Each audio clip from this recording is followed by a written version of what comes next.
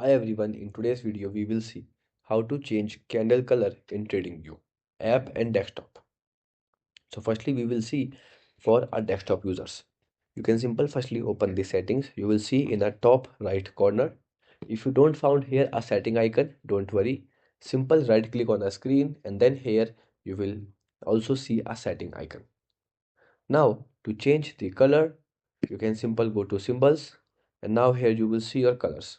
Means the bar color which one you want to change, you can easily manage here. You will see my colors are changing. Okay. Here you can easily customize it like body color, border color and wicks color and then click on save. Now here you will see the colors will be changed.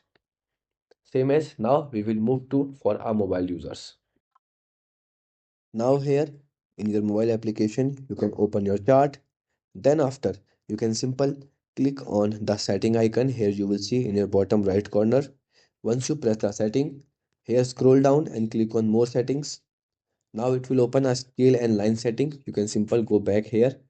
Then click on symbols and same as desktop view, you can easily change the color which one you want. And then click on OK. And now here you will see my candle colors will be changed in TradingView application. Okay, goodbye.